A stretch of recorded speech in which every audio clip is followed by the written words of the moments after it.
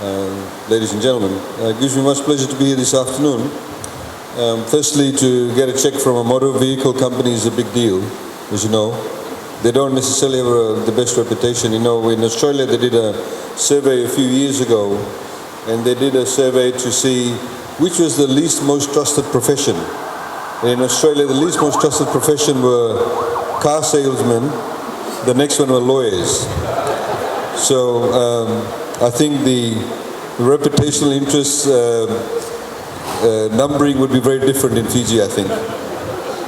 Ladies and gentlemen, as announced by the CEO of ASCO Motors, the lease agreement that we'll be signing this afternoon is one of the largest that government has entered into, primarily for the reason that there is obviously a need to supply good quality vehicles to the various government departments, including the police force.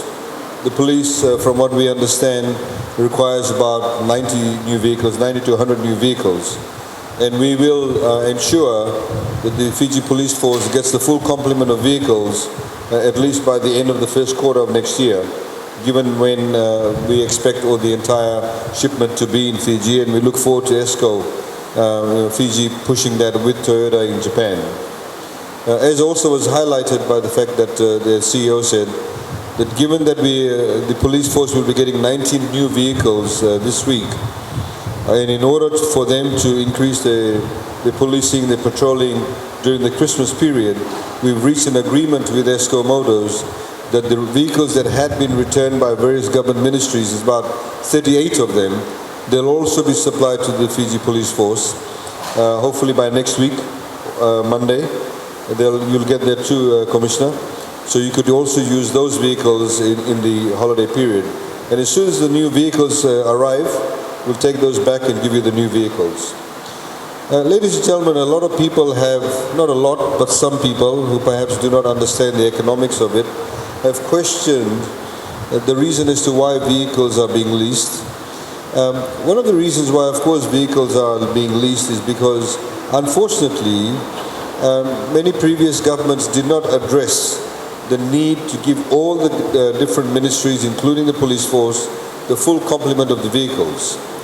Now, the policy before also was that you had to buy vehicles.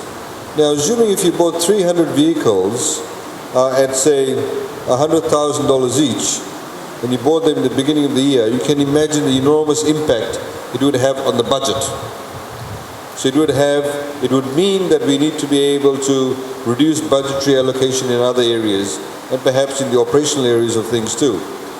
The other aspect, of course, was that when a particular ministry or department maintained a large fleet of vehicles, the servicing, etc., had to be done by the ministry itself.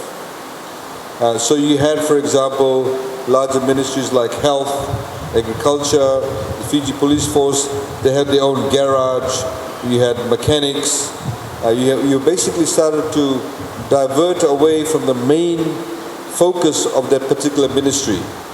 So you had people who became experts in mechanics within the Ministry of Agriculture, when really the focus of the Ministry of Agriculture is to provide agricultural services, not to be running a mechanic shop.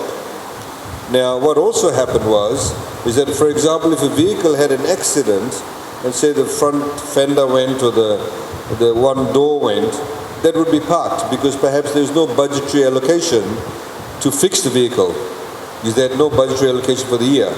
So when the car sort of sat in the garage, then somebody may decide, after a couple of weeks to borrow the spare tire, somebody may decide to borrow the fuel filter, borrow various other parts of the vehicle, and then suddenly a very good vehicle was being cannibalized.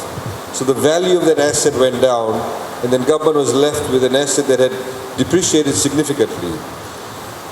On the flip side, of course, when you lease vehicles, and of course the agreements have been getting better and better, as you saw that the $100,000 that we received, we have been fine-tuning the agreements.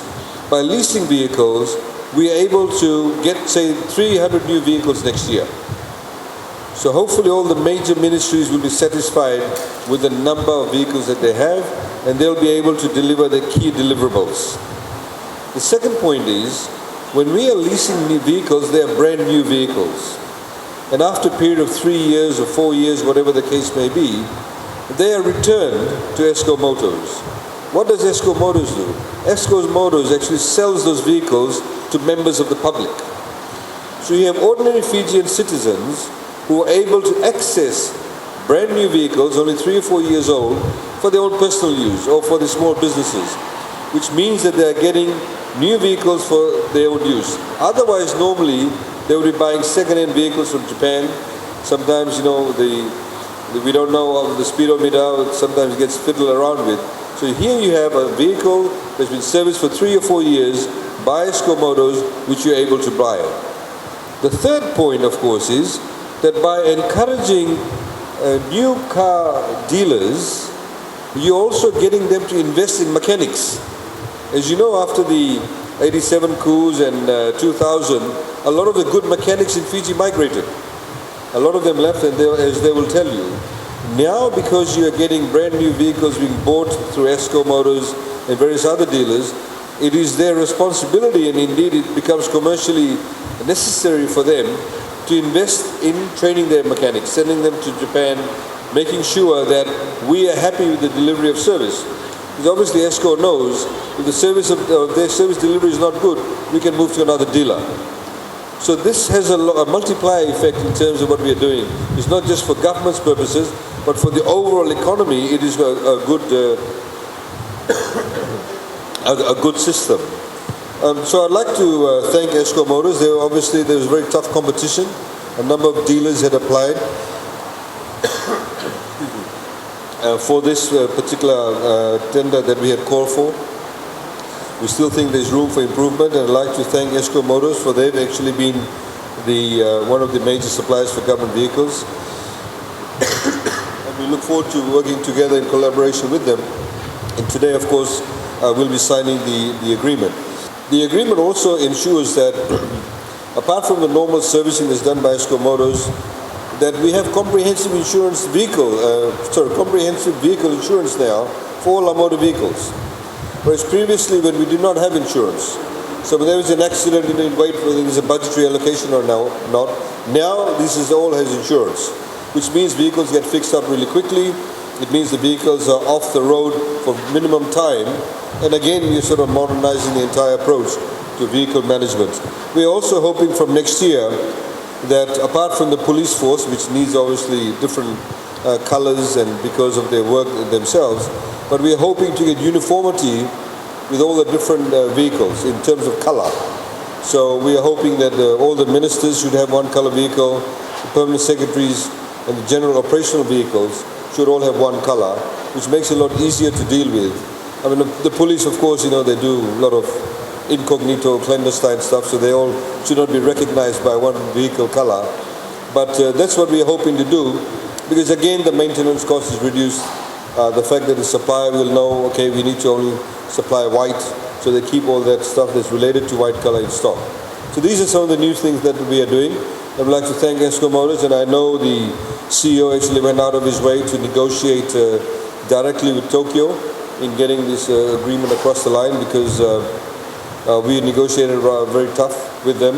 I know the Queensland people weren't happy, so he went straight to Tokyo. So thank you very much for that, and we appreciate that. And we look forward to a very long-term and fruitful relationship. Vinaka, thank you.